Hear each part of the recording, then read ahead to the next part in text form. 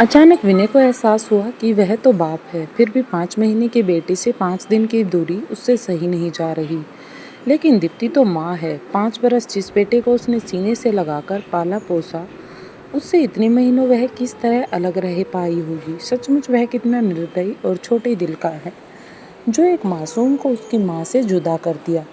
यदि दीप्ति नन्हे को लेकर हमेशा के लिए चली गई तो कैसे जी पाएगा वह अपने जान से प्यारे बेटे के बिना। और फिर दीप्ति कैसे जी रही होगी अब तक अंकुर के बिना। कितना दर्द सहा होगा उसने। विनय की आंखें भर आई। आज दिन भर दुकान पर दीप्ति का मन उचाट सा रहा। दिमाग में उथल पुथल मची रही। सुबह घर से निकलते समय ही माँ जी यानी दीप्ति की सास ने धीमे स्वर में कह दिया था कि बेटी शाम को जल्दी घर आ जाना। और उनके जल्दी घर आ जाने का अर्थ वह भली भांति समझती थी, इसलिए अनमनी सी रही वह दिन भर। बगल वाली बेला ने भी उसे 2-3 बार टोका, क्या बात है दीप्ति, आज इतनी उदास क्यों लग रही हो। लेकिन दीप्ति किसी को क्या बताए। दीप्ति मुस्कुरा भर दी। 5 बजे बेला और सामने वाली प्रज्ञा को दुकान का ख्याल रखने का कहकर घर चली गई। जाते ही अंकुर उसके पैरों से लिपट गया। माँ जी ने उसे चाय दी और तैयार होने को कहा। चाय पीकर दीप्ति ने हाथ मुंह धोया और कपड़े बदलकर तैयार हो गई। और माँ जी ने जबरदस्ती उसके गले में चैन पहना दी और माथे पर बिंदी लगा दी। नियत समय पर विनय और दीप्ति उसके माता पिता को देखने के लिए आ गए थे। दीप्ति को तो वे लोग फोटो देखकर ही पसंद कर चुके थे। आज तो एक तरह से बात पक्की कर विवाह का मुहूर्त निकालने आए थे। विजय की माताजी ने शगुन देकर दीप्ति को एक तरह से अपनी बहू बना लिया था। दीप्ति की आंखें भर आई। ठीक इसी तरह एक दिन माँ जी ने शगुन देकर दीपक के लिए उसे स्वीकारा था। तब मन में कितनी उमंगें थी। नए जीवन में प्रवेश की खुशी थी, नए परिवार के साथ बंधने की प्रसन्नता थी। और आज वही सब दोहराया जा रहा है, लेकिन मन में कोई खुशी व उत्साह नहीं है। इस बार कोई चाव नहीं है, उल्टे दुखी और बुझा बुझा सा मन है। रात में अंकुर ने दीप्ति के गले में बाहें डालकर बड़े लाड से पूछा, मम्मी वो अंकल और दादा दादी कौन थे जो आए थे। वो तुम्हारे दादाजी के दोस्त और उनका परिवार था बेटा। दीप्ति ने उसके सिर पर हाथ फिराते हुए प्यार से कहा। अंकुर उससे चिपककर जल्दी ही सो गया। पर दीप्ति को देर रात तक नींद नहीं आई। वह लगातार कुछ न कुछ सोच रही थी। 6 साल पहले ही तो दीपक से विवाह हुआ था दीप्ति का। प्यार करने वाला पति था। दिन भर स्नेह बरसाने वाले सास ससुर पाकर दीप्ति को मानो दोनों जहां की खुशियां मिल चुकी थी। बचपन में ही दीप्ति के माता पिता की मृत्यु हो गई थी। वह मामा मामी के यहाँ पली बड़ी। उन्होंने उसे बहुत अच्छे से रखा। फिर भी दीप्ति का मन किसी को माँ पिताजी कहने को तरसता रहता था। लेकिन शादी के बाद दीपक के माता पिता ने उसे भरपूर प्यार भी दिया और उसकी ये इच्छा भी पूरी हो गई। दीपक उनका इकलौता बेटा था। दीप्ति के रूप में उन्हें बेटी भी मिल गई। साल भर के अंदर ही अंकुर का जन्म हो गया था। दीप्ति और दीपक के प्यार का अंकुर। दीपक बेटी चाहता था और फिर भी वह बेटी के जन्म पर खुश हुआ। उसी ने बहुत लाड से उसका नाम अंकुर रखा। अपने नए परिवार में दीप्ति बहुत संतुष्ट और प्रसन्न थी। सबके प्यार व अंकुर के लालन पालन में वह अपने बचपन के अभाव और माता पिता की असमय हुई मृत्यु के हादसे के कारण भूल गई थी। अब जीवन से दीप्ति को कोई शिकायत नहीं थी। हर तरह से सुख सुविधा, समृद्धि और संतुष्टि थी। लेकिन क्रूर होने को दीप्ति को यह सुख मिला, वह क्रूर होनी ही थी जिसको दीप्ति का यह सुख बिल्कुल भी रास नहीं आया था। मामूली से बुखार में एक दवाई के रिएक्शन से दीपक की हालत ऐसी बिगड़ी कि मात्र 3 दिनों में ही वह चल बसा। दीप्ति का मस्तिष्क शून्य हो गया। 4 दिन पहले का हंसता खिलखिलाता दीपक यूं अचानक ही चला गया कि आज दुनिया में कहीं उसका नामो निशान तक बाकी न रहा। दीप्ति की दुनिया उजड़ गई। नन्हे अंकुर का रोना भी उसको सुनाई नहीं देता था। मात्र 2.5 साल का ही तो था वह, और उसके सिर से पिता का साया उठ गया था। दीपक के माता पिता ने अपने दिल पर पत्थर रखकर इस हादसे को बर्दाश्त किया और किसी तरह अंकुर व दीप्ति को संभालने में अपना समय व्यतीत करने लगे। अपने गमों को भुलाने की कोशिश करने लगी। महीनों बाद दीप्ति थोड़ी संभली और अंकुर की देखभाल में अपना समय काटने लगी। उनके घर के पास ही एक छोटा बाजार था, जहां ऊपर वाली मंजिल पर महिला मार्केट था। वहां बहुत सारी गृहिणियां अपना व्यवसाय चलाती थी।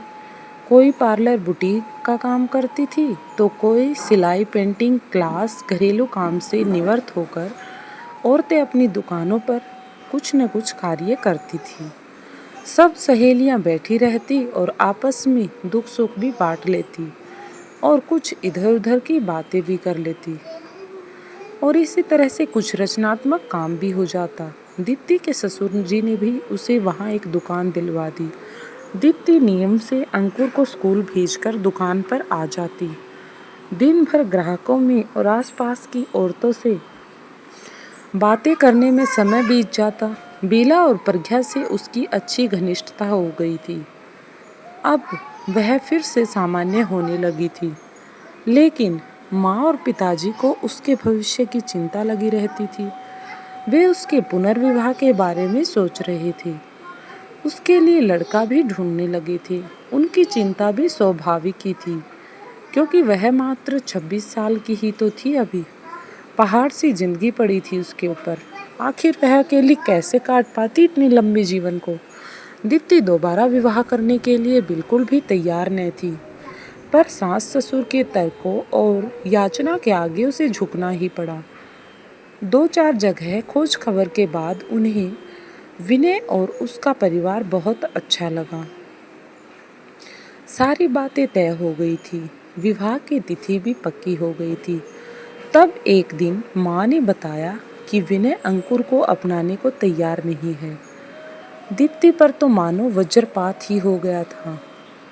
उस मासूम से तो पिता का प्यार ही छिन गया। किस्मत ने अब माँ भी छिन जाएगी। ऐसा तो नहीं होना चाहिए। माँ, मैं यह विवाह नहीं करूँगी। मैं अंकुर से अलग नहीं रह सकती। विनय से कहिए, अगर मुझसे विवाह करना है तो मेरे अंकुर को भी अपनाना पड़ेगा, वरना इस रिश्ते में मुझे कोई दिलचस्पी नहीं है। दीप्ति ने साफ साफ शब्दों में अपनी बात कह दी थी। ऐसा मत बोलो बेटी, हम हैं ना अंकुर के लिए। दीप्ति के सास ससुर अपने पोते को पालने के लिए और बेटी के पुनर्विवाह के लिए पूरी कोशिश कर रहे थे। सब जगह तुम्हारे विवाह की खबर हो चुकी है और मुझे विश्वास है कि तुम अपने अच्छे व्यवहार से विनय का मन जीत लोगी, तो एक दिन वह अंकुर को अवश्य अपना लेगा। तब अंकुर को माता पिता दोनों मिल जाएंगे। माँ ने दीप्ति को समझाया। बेबस दीप्ति माँ के तर्कों के आगे हार गई और उनके गले लगकर रो दी। अंकुर के बारे में सोच सोच कर ही उसका कलेजा मुंह को आने लगा था कि आखिर मेरे बच्चे का क्या होगा। 15 दिन बाद ही एक शादी में समारोह में दीप्ति और विनय का विवाह हो गया। कुछ दिन विनय के माता पिता दोनों के साथ रहे, फिर वापस दिल्ली चले गए। दीप्ति नए घर में, नए परिवेश में और नए रिश्ते में अपने आप को ढालने का प्रयत्न करने लगी। विनय बहुत ही समझदार, प्यार करने वाला और ध्यान रखने वाला जीवन साथी था। इसके अलावा दीप्ति बहुत खुश थी। बस यही बात रह रहकर उसे कचोटती रहती थी कि काश विनय उसकी ममता की तड़प को भी समझ पाता और अंकुर को भी अपने साथ अपना लेता। वैसे दीप्ति को इस बात की तसल्ली थी कि विनय उसी शहर में रहता है और उसके ऑफिस जाते ही घर के काम करके वो अपनी दुकान पर चली जाती थी। स्कूल से अंकुर को भी पिताजी दीप्ति के पास छोड़ आते थे और दोपहर भर दीप्ति और अंकुर के साथ समय बिता लेती, उसे लाड प्यार कर लेती, उसके चाव कर लेती। लेकिन शाम को जब वह वापस घर आने लगती तब अंकुर रुआसा होकर उसका पल्लू पकड़ लेता। तब दीप्ति का कलेजा मुंह को आने लगता। वह तार तार हो जाती। बड़ी मुश्किल से ही वह भरी आंखों में फिर मिलने का वादा कर उससे विदा ले लेती। इस तरह से माँ बेटे की विदाई पूरी हो जाती। रात भर अंकुर का रोता चेहरा उसके सामने घूमता रहता और वो सो नहीं पाती। कुछ महीने इस तरह से बीतते गए। एक दिन दीप्ति को पता चला कि वह माँ बनने वाली है। विनय की खुशी का ठिकाना न रहा। वह दीप्ति का हर तरह से ख्याल रखता। कुछ और महीने बीतने पर दीप्ति का दुकान पर आना जाना बंद हो गया और अंकुर से मिलने का जरिया भी कभी कभी माँ पिताजी अंकुर को लेकर दीप्ति के घर ले जाते, पर रोज रोज तो वो घर भी नहीं ला सकते थे। यह संभव न था। उसका हृदय विकल रहता। नियत समय पर दीप्ति ने एक बेटे को जन्म दिया। इस समय विनय के माता पिता उसके पास आ गए। जब नन्हा 3 महीने का हो गया तो वे लोग वापस चले गए। अब दीप्ति दिन भर नन्हे की देखभाल में लगी रहती। उन्हें नन्हे की देखभाल के दौरान उसे हर पल अंकुर का लालन पोषण याद आता कि किस प्रकार मेरा बच्चा भी माँ के लिए तड़प रहा होगा। और वह तड़पती रहती। वह दोपहर में अक्सर नन्हे को सीने से लगाकर अंकुर की याद में रोती रहती। उसके मन में अंकुर के बचपन की स्मृतियाँ सजीव हो जाती। वह उसकी मासूमियत भरी बातें सुनने को तरस जाती। जीवन साथी मिलने और दोबारा माँ बनने के बावजूद भी वह अधूरी थी, क्योंकि उसका बच्चा वहाँ पर था। विनय ऑफिस से आकर घंटों नन्हे के साथ खेलता रहता। रात में भी उठकर उसे संभालना, उसे घुमाने ले जाता। नन्हा अब 5 महीने का हो गया था और उसकी किलकारी से घर गूंजता रहता था। कभी रोता तो कभी हंसता। नन्हे को वैक्सीन लगवाने के बाद दीप्ति घर लाई तो उसे बुखार हो गया। वह सारा दिन रोता रहता और चिड़चिड़ा कर रहता था।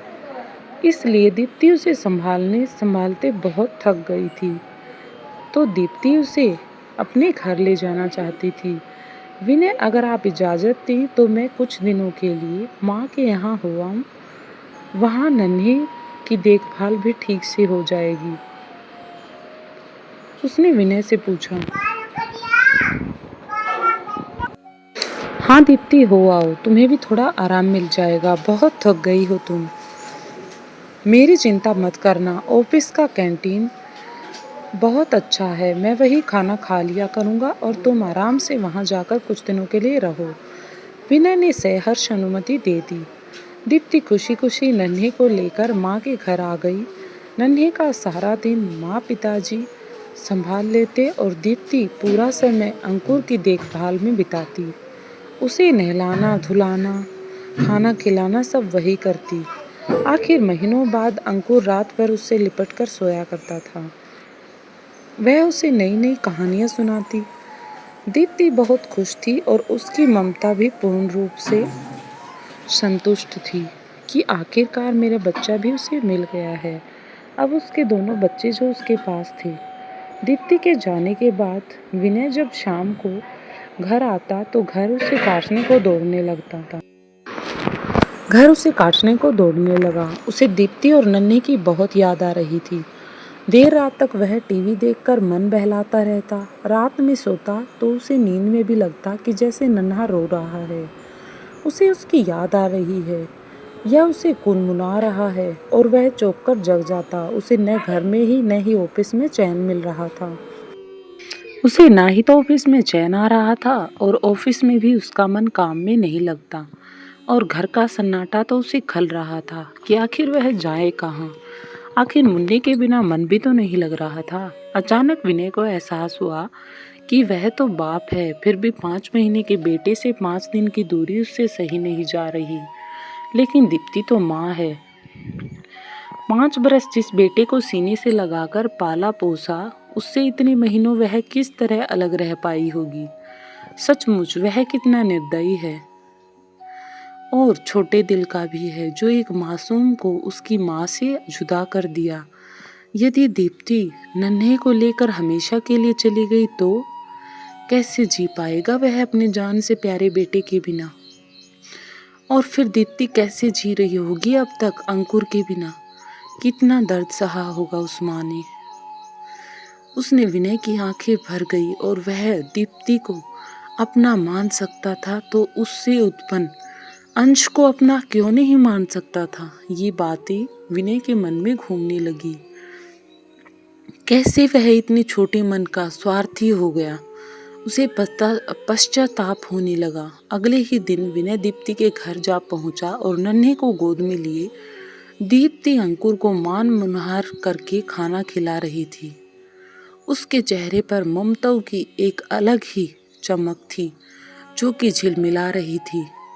विनय ने उसे इतना प्रसन्न कभी नहीं देखा था। वह मुग्ध होकर दीप्ति को देखता ही रह गया था। आज तक उसने एक माँ से यह गौरवमयी आंतरिक प्रसन्नता छीन जो रखी थी, वह ग्लानि से भर उठा था। उसे अपने आप पर ही शर्म आ रही थी। विनय पर नजर पड़ते ही दीप्ति का चेहरा बुझा सा गया और अंकुर ने भी सहम कर उसका आंचल पकड़ लिया। विनय ने मुस्कुराकर अंकुर के सिर पर हाथ फेरा तो वह दीप्ति से सटकर खड़ा हो गया। तुम्हारे बिना घर बहुत सूना सूना लग रहा था। अब तो नन्हे की तबीयत भी ठीक है। चलो घर चलें, विनय ने दीप्ति से कहा। आप माँ को ले जा रहे हैं? अंकुर की आंखों में आंसू भर गए। अंकुर की आंखों में आंसू देखकर विनय ने बोला, केवल माँ को ही नहीं बेटा, आपको भी घर ले जाने के लिए आया हूँ। अब से आप भी माँ के साथ ही रहेंगे। विनय ने प्यार से कहा। सच अंकल? अंकुर खुश हो गया। अंकल नहीं बेटा, पापा बोलो। मैं तुम्हारा पापा हूँ। विनय ने उसे गोद में उठाकर बड़े ही प्यार से कहा। दीप्ति आश्चर्य से विनय की ओर देखती रह गई कि आखिरकार यह कैसे हुआ। विनय इतना कैसे बदल गया। मुझे माफ़ कर दो दीप्ति, मैं बहुत स्वार्थी था। आज तक मैंने माँ बच्चे को एक दूसरे से अलग रखा। मैं तुम्हारा अपराधी हूँ। नन्हे से अलग होकर मुझे अपने बच्चे से दूर रहने के दर्द का एहसास हुआ। मैं अपने दोनों बेटों को घर ले जाना चाहता हूँ। नन्हे के बिना मैं 4 रात नहीं रह सका। तुम अंकुर के बिना साल भर तक कैसे रह पाई होगी, ये बात मुझे अब समझ में आई है। बस अब तुम्हें और तकलीफ में नहीं दे सकता दीप्ति। विनय के स्वर में क्षमा याचना थी। दीप्ति इस अप्रत्याशित खुशी को पाकर रो ही पड़ी थी कि आखिरकार आज उसे उसका सारा परिवार मिल गया था। मैंने कहा था ना बेटी, एक दिन सब ठीक हो जाएगा।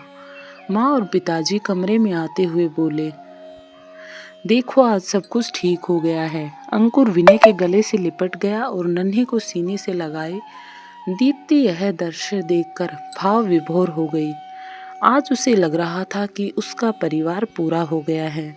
दोस्तों, ये थी आज की स्टोरी। अच्छी लगी हो तो लाइक करें और चैनल पर नए आए हैं तो चैनल को सब्सक्राइब जरूर करें ताकि आने वाली वीडियो का नोटिफिकेशन भी आपको मिलता रहे और आप भी नई नई कहानियों से अपडेट हो।